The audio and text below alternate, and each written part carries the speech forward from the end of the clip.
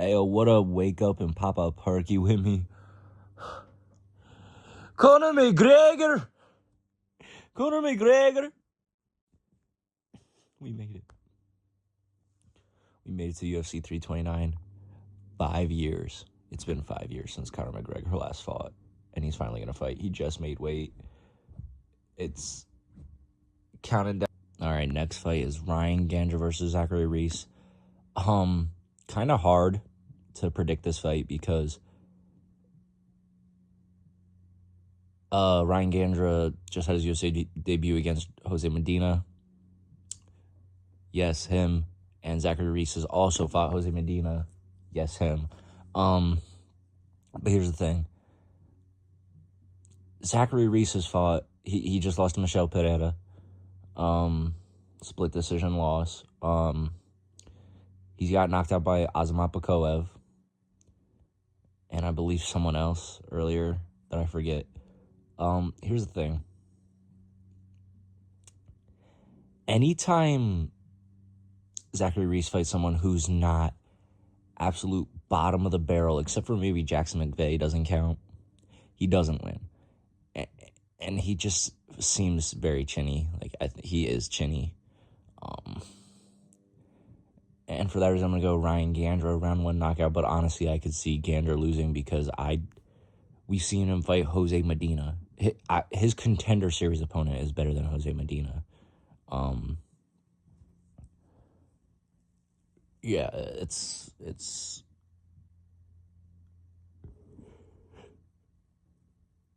possible there's an upset, but I'm going to go Ryan Gandra, round 1 knockout.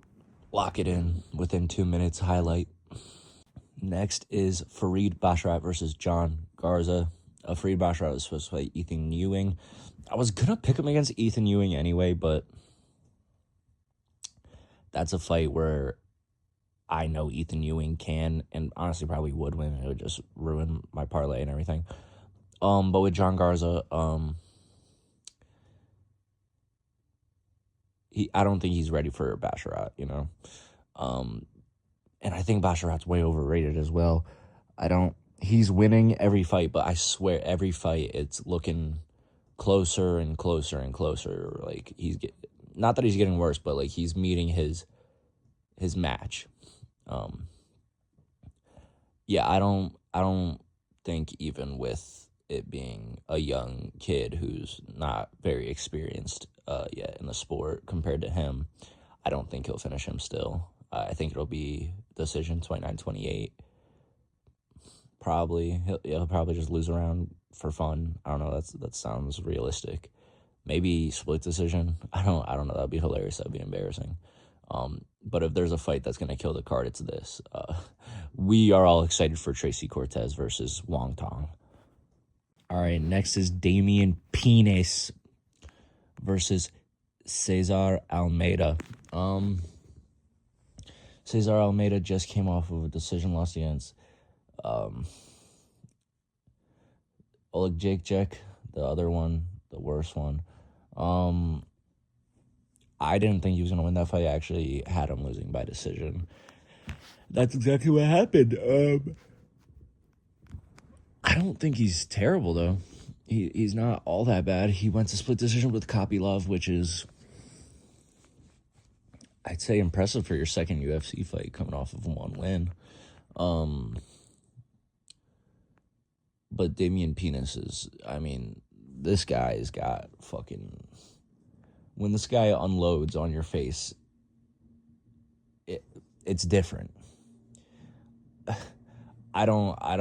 It's different, bro. His penis can unload on you whenever. He could probably be losing 2 rounds, and if he unloads on you, it's over. It's over. You're finished. So yeah, I'm going Damian Penis, round 1 knockout. His power is just gonna be too much for Almeida, and Almeida is probably gonna get sent to like the shadow realm, or it's gonna be like a kind of like a weak ground and pound, aggressive but like weak in what like I kind of expect, you know.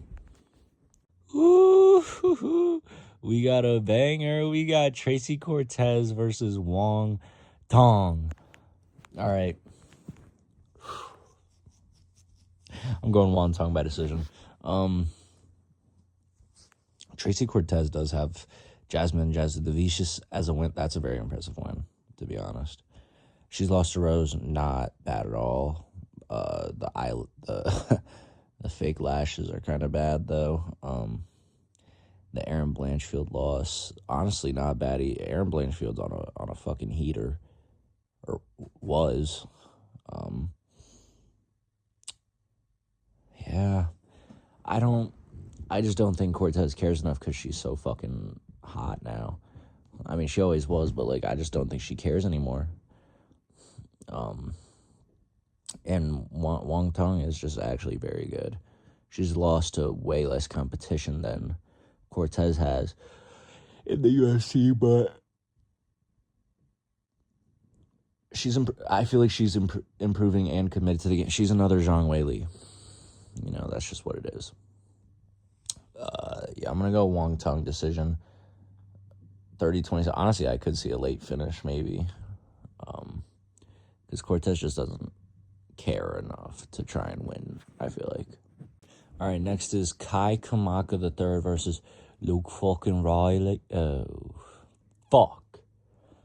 That was really bad. Okay. Kai Kamaka III versus... I'm a fucking Luke Riley, mate. I don't fucking get knocked out. You know, I can't do it. I keep saying Australian shit, but trying to do it in a British accent. I'm a fucking Scouser. We don't get knocked out. I'm not good at impersonations or accents or. Here's the fucking thing, you guys. I could maybe do an American. That's about it. All right. Anyways, what are we doing with Luke Riley? Bro? I feel like Bogdan Grad was his best win, which made me think highly of him going into his last fight, which made me disappointed after watching the last fight. Worst card ever, by the way. And, like, why is he getting an easier fight? I swear Bogdan Grad beats Kai Kamaka III. I don't rate Kai Kamaka III. He was piss poor in the UFC when he first came in around COVID, and then got cut because he was, like, 1-2 or something. 1-2-1. And then took forever to come back. He comes back, went split decision win. Didn't pick for him. Also why I don't fuck with bro. I just don't. But here's the thing. I also don't think Luke Riley's that good anymore. So I'm picking Luke Riley. But I'm not going to say he just, like, starches him out round one. Like, I think it's going to be another decision. Like, easy win, comfortable 30-27. But, like, oh, wait. We're not finishing him either. Let's really take a step back, okay? Because, like, you're not that guy, pal. You're not that guy. All right, Luke Riley decision. Next is Cody Garbrandt versus Adrian Yanez. Adrian Yanez, round one knockout, guaranteed. I wish somebody would have told me, babe, that Sundays only be the good old days. All this love you won't forget, and all these reckless nights you gon' regret. 'Cause someday soon your whole life's gonna change. You miss the magic of them good old days. Basically, that's how I feel about Cody Garbrandt. Literally just won by getting kicked in the dick. I can't believe that fight was real. Yeah, no, this is...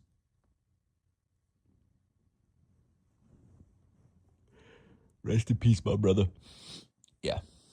Adrian Yanez. He beat fucking Davey Grant. Not even crazy good.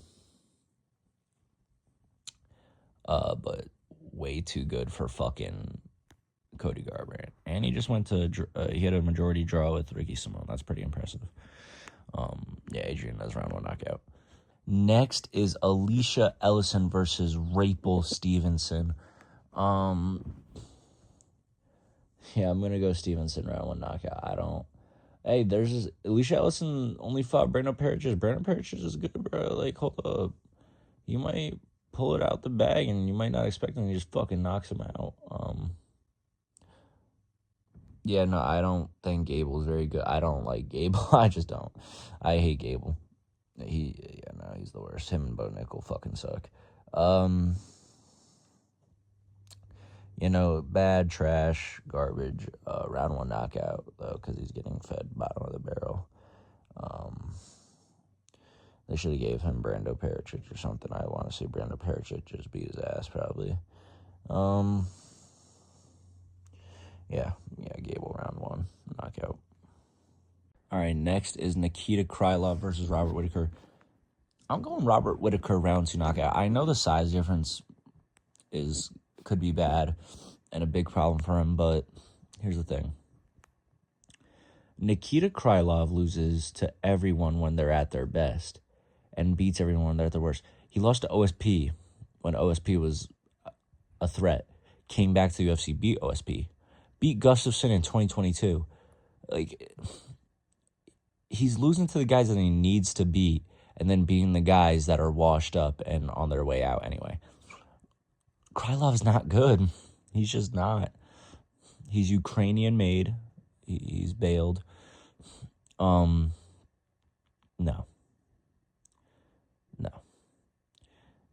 Robert Whittaker round two knockout shouldn't be crazy. None of his losses are bad except for Court McGee.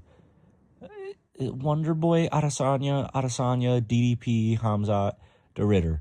DeRitter's still not a bad loss yet. It could be soon, but not yet. And it was a split decision that was very close to going his way. So, Whittaker round two knockout. Easy. All right, next is Bobby Green versus Terrence McKinney.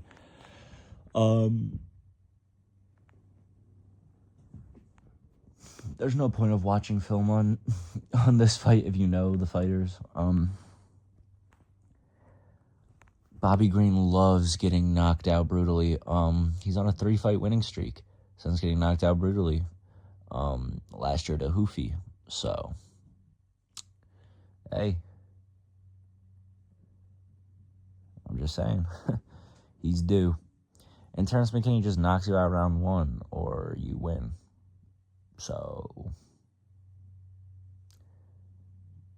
I'm going to go with Terrence McKinney round one knockout. Bobby Green's due for that fucking brutal knockout loss. And Terrence McKinney doesn't have one of those things. It's kind of just like he wins round one or he loses round one, and that's it. So, Terrence McKinney's going to kick it off with a banger slime out for the main card, round one knockout. All right, next we got Brendan Royval versus Lona Kavanagh.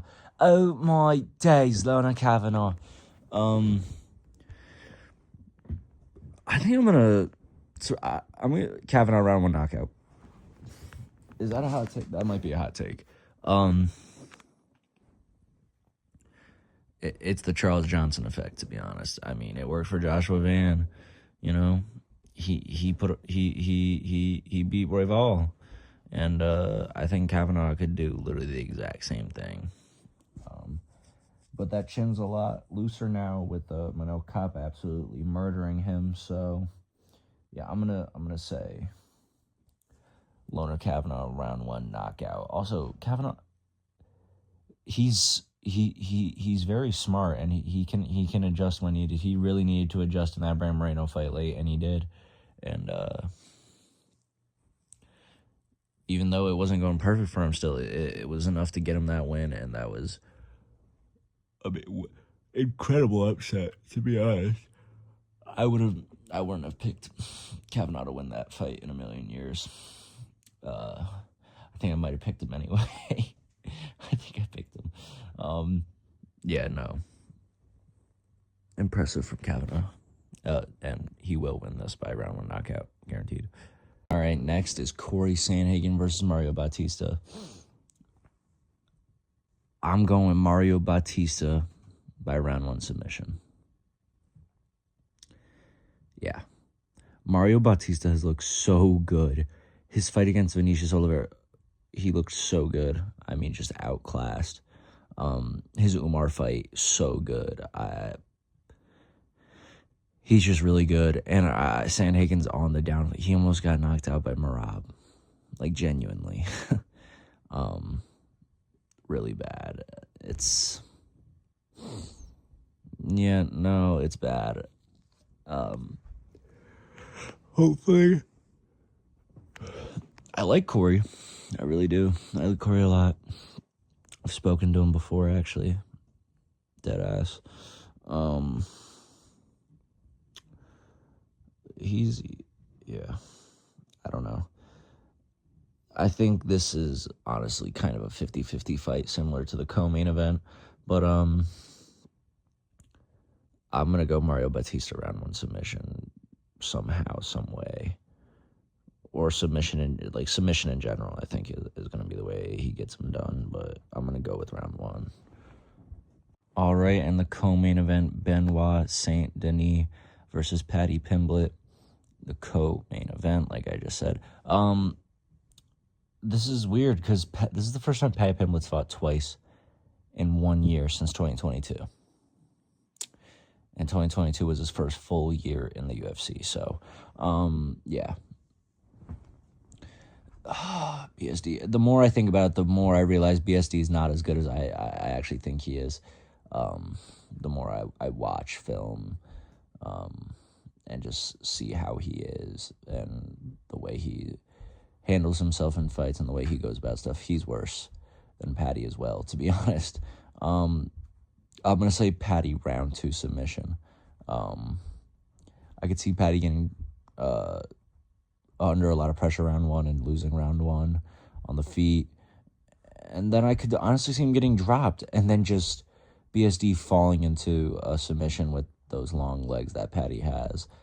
Something like that. Yeah, I don't think St. Denis can knock out Paddy. I think he could drop him like 8 times, but I don't think he could knock him out. So,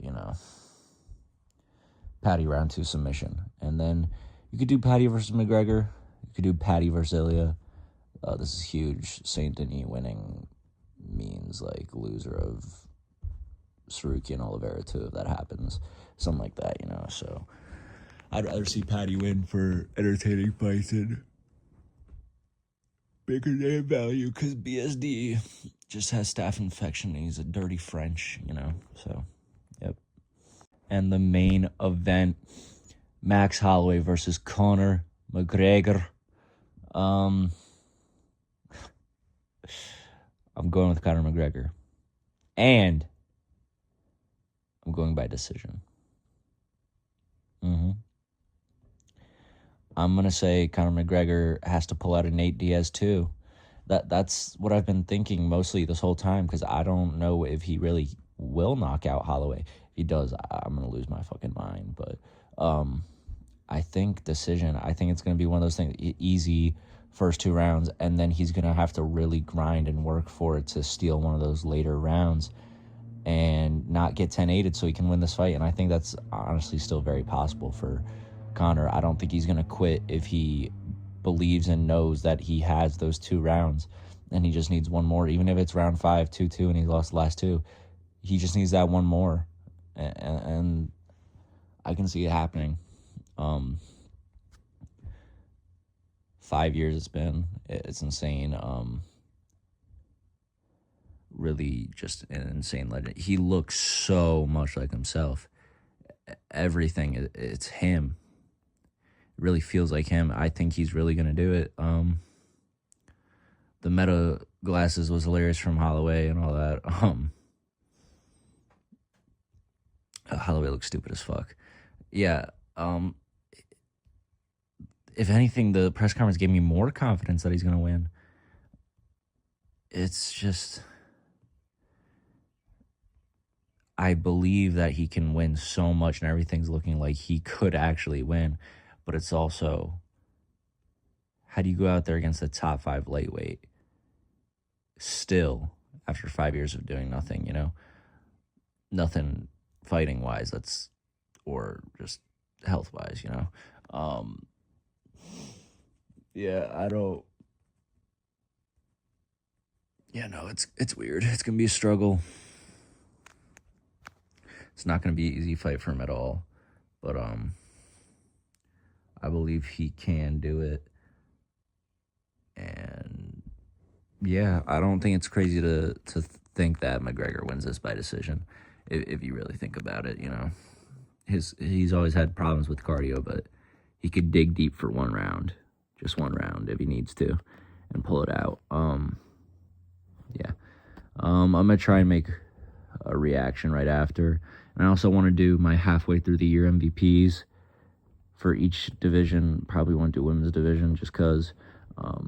So yeah, that'll be coming soon too. All right. I'm gonna head out. Tight shit. I'm gonna focus y'all. Perky out.